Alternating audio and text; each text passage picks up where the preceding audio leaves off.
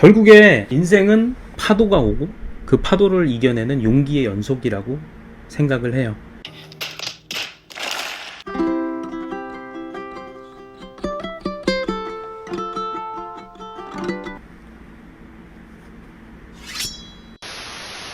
여러분 안녕하십니까? 서핑 읽어주는 남자 송민입니다. AKA 서익남. 뭐 지금 계속 몇 주째 의상이 바뀌지 않은 것 같은데 원래 의상을 좀 바꿔서 가면서 했어야 되는데 조금 우연찮게도 이 옷을 좀 자주 입게 된 것 같습니다. 그리고 이 챙은 사실은 쾌걸조로에서 나온 걸 제가 패러디 한 거였었거든요.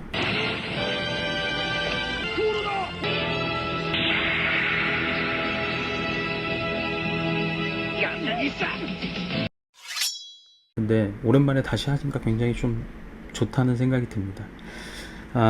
오늘은 제가 여행을 가면서 깨달았던 일들, 뭐 경험을 이런 걸 얘기해보는 시간을 갖도록 하겠습니다. 저는 2004년도에 해외여행이라는 걸 처음 가봤어요. 사실 그 전까지는 제가 여행이라는 걸 떠나본 적이 없거든요. 특히나 뭐 혼자서. 2003년도에 제가 이제 시드니로 유학을 가면서 비행기를 탔던 게 첫 번째 비행기고, 사실 그때는 이제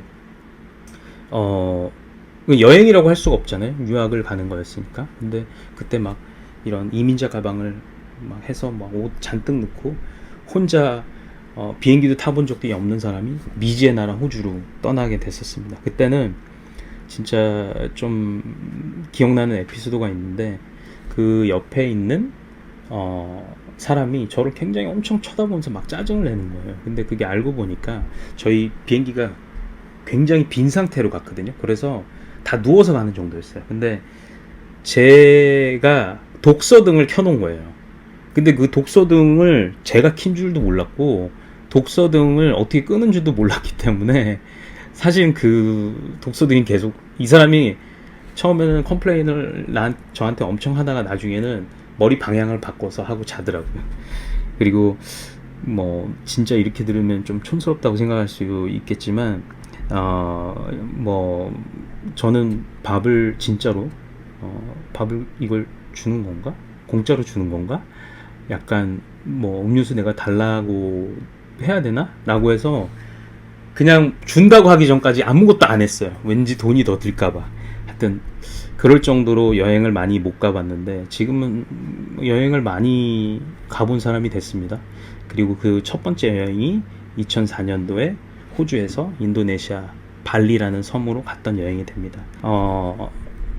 제가 사실 시기는 언젠지 기억은 안 나는데 발리에 도착했을 때 친하게 지내던 한국 서퍼분들하고 좀 조우해서 여행을 시작했어요. 엄청 설렜었죠. 왜냐면 뭐 호주는 항상 서핑을 잘하는 사람이 너무 많고, 그리고 붐비고 파도가 그렇게 좋지도 않고 파도가 없을 때도 있는데, 발리라는 섬은 저 안에서, 그러니까 저한테는 항상 판타지로 남아 있었어요. 인도네시아 발리, 뭐 드라마, 그러니까 서핑 영화를 보면 항상 파도가 좋고 뭐 사람들도 별로 없고 그랬거든요.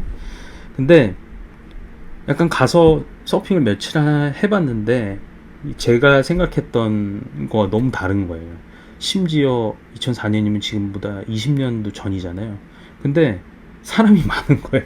발리에 가는데 뭐 오토바이도 너무 많고, 교통체증에다가 호객행위, 그리고 저희가 그때는 스랑안이라는 데를 이제 오토바이를 타고 갈 수 있었거든요. 그리고 거리도 멀지 않아서 저희가 자주 갔는데 거기 이렇게 로타리 같이 생긴 곳에 지금은 좀 교통이 좀 많이 바뀌었어요. 근데 항상 경찰이 서 있었는데 저만 오면 잡는 거예요. 왜냐면 제가 그때 어린 마음에 돈을 좀 많이 줬어요. 그러니까 10만 루피아를 잡을 때마다 줬거든요. 그래서 이 사람이 나만 기억했다가 계속 잡는 거예요. 그래서 제가 3일 연속으로 계속 잡혔어요. 그래서 이거 아니다. 좀 발리 되게 좀 피곤하다. 막 이렇게 생각을 했는데 저랑 그때 알고는 지냈었는데 사실 한 번도 만나지는 않았던 것 같기도 하고, 그 원택이 형이라는 분이 있었어요. 그 형이 연락이 오시더라고요. 제가 먼저 연락을 했던 것 같아요. 그랬더니 형 어디 계세요? 뭐 잘 계세요? 거기는 어때요? 했는데 형은 그때 약간 롬복이라는 섬에 계셨다고 했었어요. 그래서 와 라고 말씀을 하시더라고요. 그래서 저는 한추에 뭐 이런 그냥 고민을 하는 거 없이 바로 롬복이라는 섬으로 갔습니다. 롬복을 갔을 때 되게 그때도 재밌는 게 많았어요. 왜냐면 제가 되게 어떻게 생각해 보면 저는 원래 되게 어드벤처를 좋아하는 사람은 아니거든요. 약간 계획적인 거 안에서 움직이는 사람인데 그때는 약간 어쩔 수 없이 어드벤처가 됐어요. 그래서 로컬들이 타는 버스를 타고 항구에 가서 이제 이동을 하는데 사람들이 갑자기 막 오더니 보드를 들어준다는 거예요. 그래서 아 그래? 그러면은 이게 뭐 뱃삭에 포함된 거야? 라고 물어봤더니 그렇대요. 그래서 한 6명이 이렇게 위로 축축축 우리 그 락 콘서트장 가면 이렇게 해갖고 하는 거 있잖아요. 파도 타듯이. 그래서 6명에서 제 보드를 툭툭툭 들고 가는 거예요. 어디론가. 그래서 그런가 보다 했는데 나중에 이제 돈을 달라고 하더라고요. 그래서 아 이게 이렇게 눈 떠 있는데 코 베어 가는 상황이구나 라고 이제 생각을 했고, 배가 3층인가 4층인가 였었어요. 꽤 큰 배였는데 저희 이제 혼자 가니까 한 번 당해놓으니까 사람을 못 믿겠는 거예요. 그래서 외국 애들이 있는 곳 주변에 가야겠다 라고 했는데 제가 자리가 별로 없어서 외국 애들이 맨 꼭대기 층으로 올라가더라고요. 그래서 외국 사람들 쫓아서 맨 꼭대기 층에 올라갔습니다. 그래서 자리를 잡고 이제 항해를 시작을 했는데, 배는 사실 뭐 롬복까지 그렇게 오래 걸리지는 않았는데 배를 정박하고 시간이 좀 있었어요. 근데 이 외국 사람들이 그 길을 올라간 이유는 태닝을 하고 싶어서 올라간 거예요. 그래서 그 이제 배가 철판으로 돼 있잖아요. 그 위에서 배가 출발하고 나니까 태닝을 하더라고요. 근데 저는 태닝을 하기 위해서 올라간 게 아니었거든요. 근데 어디로 옮길 수도 없어. 왠지 내 짐을 막 훔치거나 막 만져갈 수도 있을 것 같아서. 그래서 6시간 내내 화장실도 못 가고 약간 거기서 그냥 통구이가 됐죠. 통구이가. 그래서 어째저째 뭐 우여곡절 끝에 롬복에 도착을 했습니다. 근데 롬복에 도착을 하고서는 좀 너무 좋았어요. 왜냐면 그래도 사람들이 좀 있긴 있었는데 지금 이제 여러분들이 많이 가시는 그 롬복의 그룹북이라는 곳이 있어요. 저는 이제 꾸따에 묵으면서 그룹북을 매일 왔다 갔다 했는데 하루에 뭐 서핑을 3번 4번 막 이렇게 했었고, 할 때마다 막 파도를 20개씩 막 잡아 타니까 요즘으로 치면 거의 뭐 웨이브파크처럼 파도를 진짜 많이 탔어요. 그러니까 이게 서핑의 재미를 뛰어넘어서 약간 훈련하듯이 뭐 이런 것도 좀 되고, 그리고 또 서핑도 너무 좋았지만 또 좋았던 건 물가가 너무 싸더라고요. 그리고 롬복이 음식이 그렇게 맛있는 지역은 아닌데 저희가 묵었던 곳이 음식을 좀 잘하는 집이었어요. 발리에서 오신 분이라 뭐 나시고랭이라고 하는 거 뭐 그때 한 5천 루피야? 5천 루피하면 한국 돈으로 지금 하면 한 4,500원 정도고, 저희가 잡았던 숙소가 하룻밤에 2만 루피아였어요. 그럼 지금으로 치면 한 20만 루피아구나. 2만 루피아였다. 2만 루피아. 그래서 1,800원이었어요. 1,800원짜리 방은 여러분 어떠냐면요, 무슨 선풍기가 없습니다. 그냥 그것도 심지어 둘이 자는데 1,800원이었거든요. 그러니까 형 900원 저 900원 이렇게 해서 잔 건데 그때 이제 그냥 침대인데 침대도 스펀지예요. 그래서 우리가 자면 이렇게 에어컨도 없으니까 습기가 이렇게 축축하게 젖어 있고, 저희가 자다가 일어나면 우리 몸이 그대로 이 침대 위에 세팅이 되는 그런 형태의 숙소에서 저희가 자면서 매일 서핑을 했는데 그래도 너무 좋았고요. 한 일주일 정도 있었나? 그랬더니 약간 너무 똑같은 데서 서핑을 파도를 너무 많이 타서 약간 지겨워지는 거예요. 약간 나는 여기 서핑을 하러 온 것인가 아니면 약간 무슨 운동을 하러 온 것인가 이런 느낌이 들 정도로. 그래서 형이 그 옆에 있는 섬 순바와라는 섬을 우리 한번 가볼래? 라고 하더라고요. 그래서 그때 저랑 형이 롬복도 처음으로 갔었고 순바와도 처음으로 갔었을 거라고 저는 생각을 합니다. 근데 이제 지금 롬복은 많이 이제 많이 알려져서 한국 사람들이 정말 많죠. 순바와는 이제 제가 거기서 노후 생활을 좀 하면 좋겠다라고 생각할 정도로 제가 좋아하는 섬이 됐고, 거기에 이제 보금자리를 만들려고 노력을 하고 있습니다. 그래서 저희가 그때도 결정을 바로 하고 새벽에 버스 타고 배 타고 해서 순바와라는 섬에 도착을 해서 거기에 있는 말룩이라는 타운에 도착했어요. 말룩은 지금도 그렇고 그때 당시에도 금광산이 있는 곳입니다.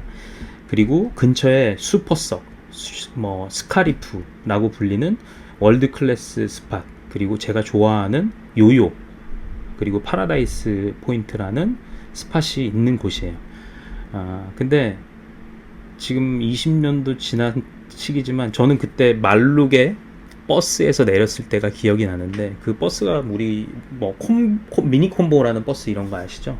그럼 이제 거기에 중간에 다들 앉고, 중간에 분식점 의자 깔고 앉고, 위에 타고 옆에 매달리고 닭 안에 닭 안고 타는 분들도 있고 이런 상황이었는데, 저희가 거기서 내렸더니 저희를 되게 신기하게 쳐다보더라고요. 그래서 약간 서양인들은 몇 번 봤는데 동아시아인들, 그러니까 한국 사람이나 중국 사람, 일본 사람, 이런 아시아는 처음 본 느낌이었어요. 네, 그리고 저희가 인도네시아 말을 굉장히 못했어요. 공부를 그리고 좀 하길 좀 아직도 게을러서 그랬는데, 저희가 1, 2, 3이 인도네시아 말로 사뚜 두아 디가거든요. 정말 사뚜 두아 디가밖에 몰랐어요. 그래서 뭔가 저희가 필요한 것들 있잖아요. 교통수단이니 뭐니 이런 것들 흥정을 해야 되는데, 저희가 말로 못하니까 이분들도 그리고 말이 안 통하니까 숫자를 이렇게 바닥에다 써요.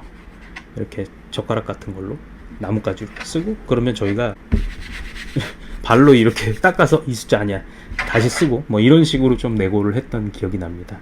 근데 그러다가 그 동네 이제 서핑하는 사람들 오면 케어를 해주는 그런 비치보이 스타일의 동네 청년을 만나게 됐어요. 그래서 그 청년이 다행히도 영어를 할 줄 알아서 저희 숙소 또 소개를 해줬고, 그리고 교통편도 해결을 해줬는데, 저나 그때 원태기 형이나 오토바이 사고를 한번 당해서 트라우마가 있어서 오토바이 운전을 못하는 상황이에요. 지금도 그렇지만 그래서 저희한테는 서핑을 하라고 와야 되니까 드라이버를 구하는 게 좀 관건이었어요.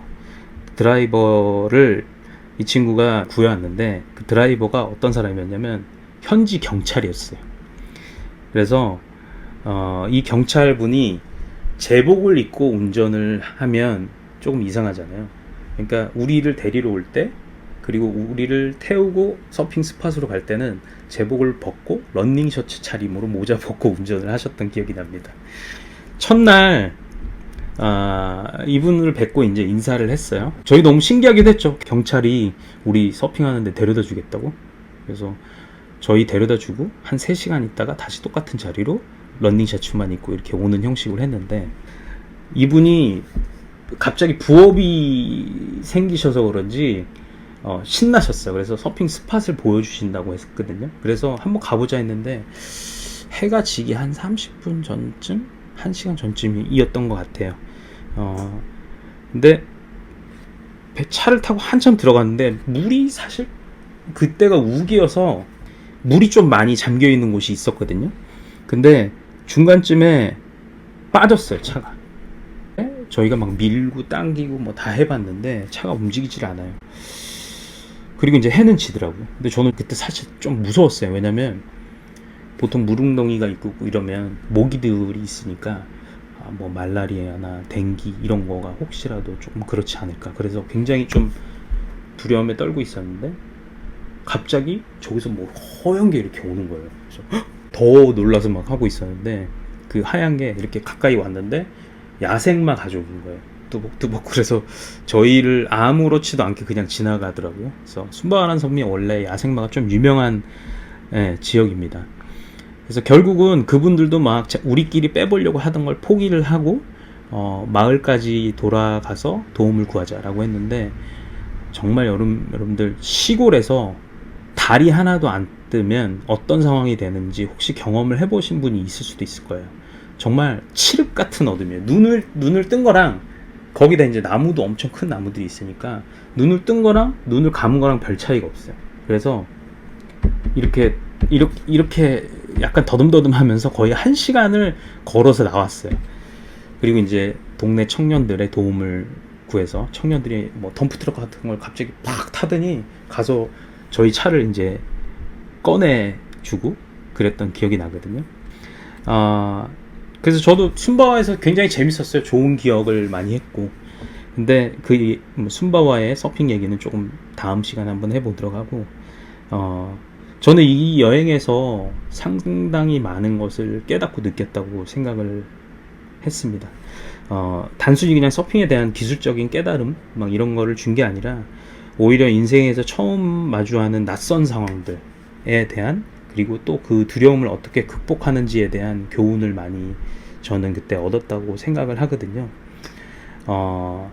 처음이란 거는 사실 대부분 설렘과 불안을 동시에 줄 수 있다고 생각을 해요. 익숙하지 않은 환경에 뭐 예상치 못한 변수, 그리고 때로는 실패와 같은 경험들 우리를 주저하게 만들기도 하지만 용기를 내어서 한 걸음 내딛는 순간 새로운 세상이 열린다고 생각을 합니다. 그래서 이제 저는 롬복이라는 섬, 숨바와라는 섬도 가게 됐고요.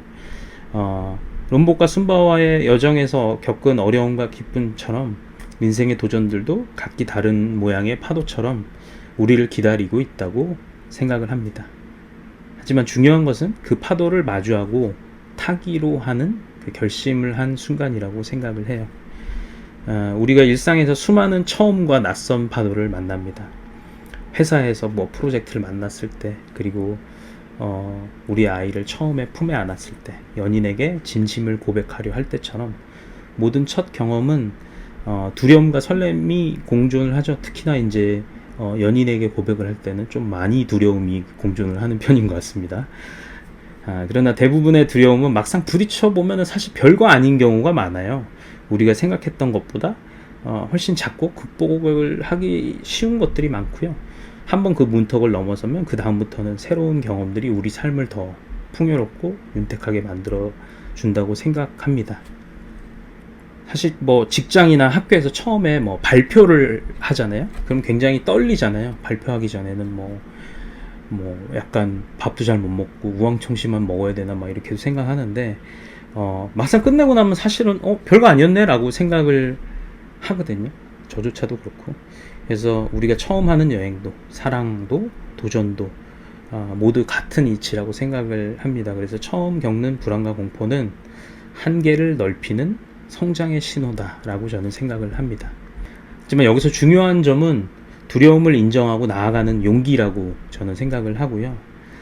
처음 만나는 사람하고 대화를 나눌 때, 그리고 새로운 도전을 향해서 하기 위한 결정들, 우리의 모든 용기는 우리 삶을 점차 변화시키죠. 조그만 용기를 냈다가 처음에 나중에는 큰 용기를 내면서 큰 프로젝트, 큰 일들을 성사시키기도 하고요. 저는 롬복에서 첫 파도를 타면서 느꼈던 환희와, 그리고 말룩의 그 정글에서 느꼈던 두려움, 아직도 기억을 하는데, 그 모든 경험이 지금의 나를 만들어준 소중한 자산이 아닐까라고 생각을 합니다. 우리의 인생은 크고 작은 파도들로 가득하다고 생각을 하고, 그럴 수 있다고 생각을 하시죠. 때로는 우리가 감당할 수 없을 것처럼 거대한 파도가 오기도 하고, 하지만 그 파도를 넘기고 나면 우리 안에 숨겨진 힘과 가능성을 또 발견하게 되기도 합니다. 일상에서도 작은 도전들을 두려움 없이 한번 맞아보면 좋을 것 같아요. 처음 먹어보던 음식, 처음 떠나는 여행, 그리고 처음 배우는 기술, 모든 처음이란 단어는 우리에게 조금 더 단단함, 그리고 풍요로움을 가져줄 수도 있는 단어라고 생각을 합니다. 결국에 인생은 파도가 오고 그 파도를 이겨내는 용기의 연속이라고 생각을 해요. 우리는 누구나 처음이 파도를 마주하고 있고, 오늘이 사실은 처음이잖아요. 그 파도 위에 서기까지의 과정은 누구나 두렵고 고단할 수 있지만, 일단 그 위에 올라선 순간 우리는 새로운 세상을 만나게 됩니다. 삶은 도전하고 배워가는 과정입니다. 모든 처음은 성장의 시작이며 우리의 한계를 넓혀주는 기회고요. 지금 당신 앞에, 여러분 앞에 다가오는 파도는 피하지 말고 우리 정면으로 한번 마주해 볼까요? 그 순간 여러분은 이미 이전보다 더 나아 있는 자신을 발견할 수 있을 겁니다.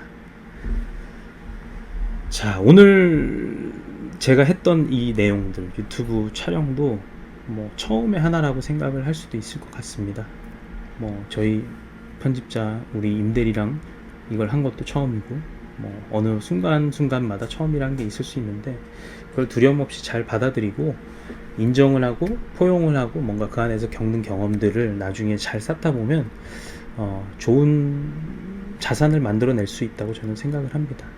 자, 여러분 오늘 저희의 그 여행 얘기 그거와 곁들여서 이제 삶에 대한 얘기를 좀 해봤습니다.